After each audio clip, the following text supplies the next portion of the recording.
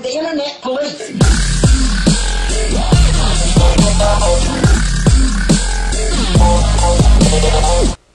Salut à tous, c'est Diaz et on se retrouve pour un nouveau tutoriel qui consistera à craquer VMware Workstation qui est un VM. Alors je vous mettrai le lien dans la description, c'est un lien sous méga. Alors vous avez juste à cliquer sur Download. Alors une fois téléchargé, sur votre bureau vous aurez, hop là, vous aurez pas ça, vous aurez juste cette archive. Vous cliquez sur extraire ici. Et là vous allez avoir les deux programmes. Ça met un peu de temps, je couperai au montage. Je vous dis à tout à l'heure. Et voilà, une fois les fichiers extraits, vous aurez ces deux programmes, le setup et le keygen. Alors nous allons double-cliquer sur le setup. Alors, ça met un peu de temps à se lancer.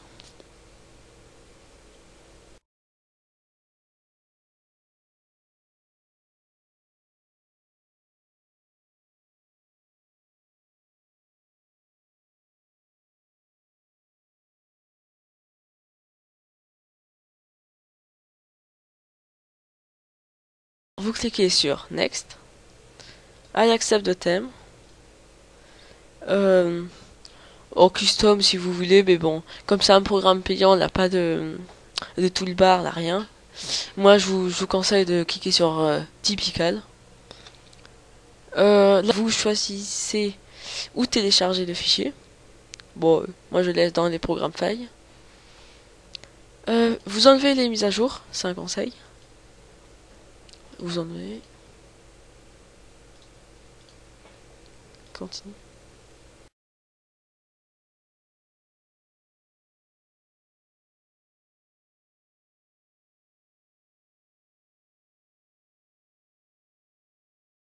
Une fois le setup terminé, vous cliquez sur Finish.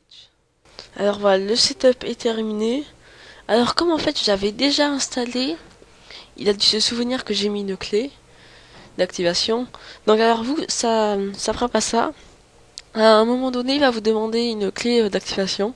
Alors là, c'est là que le keygen rentre en jeu. Vous allez double-cliquer dessus. Et alors là, maintenant, vous allez Generate et copie. Après, vous le collez. Et a priori, c'est bon. Après, vous finissez le setup. Et alors là, comme vous pouvez le voir, ça marche. Voilà, là, il a sauvegardé mon VM. Alors, maintenant, on va passer à la deuxième partie du tuto. On va vous montrer comment mettre un OS, un système d'exploitation, dans la machine virtuelle. Vous allez dans File, News, Virtual Machine. Alors, Custom. Donc là, comme on a la version 10.0, on va la laisser comme ça. Si vous avez acheté un CD de Windows ou vous avez un CD de Linux, vous allez dans le lecteur DVD. Après, si vous avez téléchargé l'ISO, vous cliquez dessus,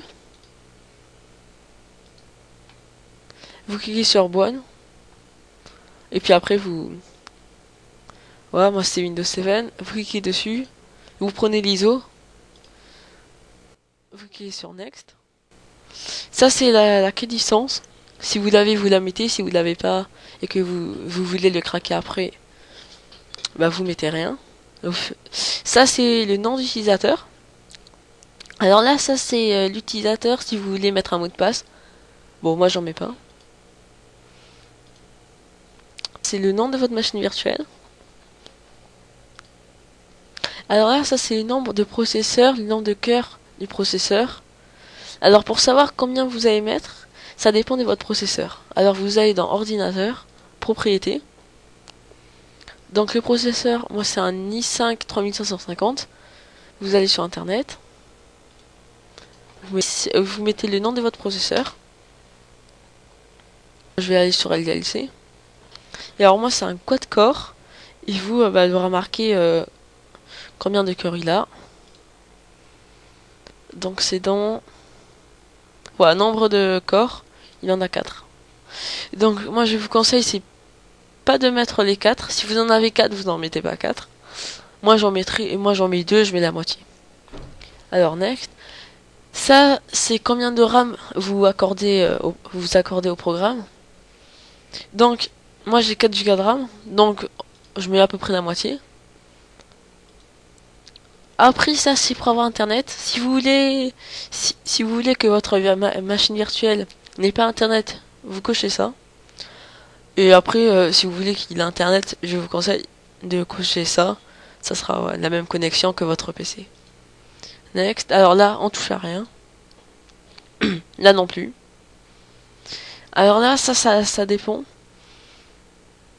Ah non, c'est pas ça. Alors là, vous cliquez sur Next. Et alors là, ça c'est combien de gigas vous accordez au programme. Alors ça, alors ça c'est si vous voulez accorder, imaginons 60 gigas, il va partitionner votre disque dur, il va prendre 60 gigas. Alors lui, il va prendre à fur et à mesure. Si vous mettez un programme de 1 giga, il va prendre 1 giga de votre disque dur. Il va pas prendre tout d'un coup. Donc là, moi je laisse comme ça, c'est le mieux, je vous conseille. On clique sur Next. Next. Finish. Alors là, il finit de créer. Là, il finit. Donc, je couperai au montage parce que c'est assez long. On se retrouve tout de suite. Une fois que la machine virtuelle a fini de se créer, alors là, vous faites Power on this virtual machine. Alors, avant de relancer, j'ai fini d'installer Windows parce que quand vous allez mettre Windows, ben bien sûr, faut l'installer et ça met quand même beaucoup de temps. Donc j'ai préféré le faire en off. Donc je crois que j'ai Windows 7 en allemand. J'en suis pas si sûr. Mais bon, je vais vous montrer quels sont les avantages de VMware Workstation au lieu de VMware Player qui lui est gratuit. Alors tout d'abord, comme vous pouvez le remarquer, c'est du full screen, donc c'est du plein écran. Vous pouvez même croire que je suis sur mon PC. Par rapport au VMware Player, où on voit des bandes noires assez dégueulasses à droite et à gauche. Alors après, c'est ce que j'ai remarqué, je pense qu'il doit y avoir plusieurs améliorations. Après, on peut déplacer, ça c'est mon PC, on peut déplacer un programme sur la VM juste en le sélectionnant. Comme là, on va déplacer Keygen VMware Workstation. Vous le sélectionnez. Et là, voilà.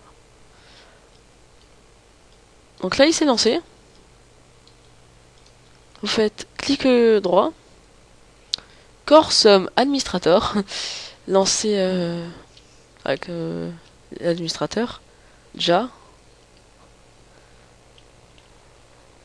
Et voilà. Alors là, vous pouvez voir que ça marche. Voilà. On peut générer des clés de produits, les copier, recréer un bloc-notes. Voilà, vous avez la clé de licence. Et voilà, alors là, ça c'est quand même un grand avantage. Ça fait gagner énormément de temps, tout ça. Et voilà. Donc, la vidéo prend fin. N'hésitez pas à vous abonner, à liker la vidéo ou à disliker, à commenter. Je vous dis au revoir. Allez, bye.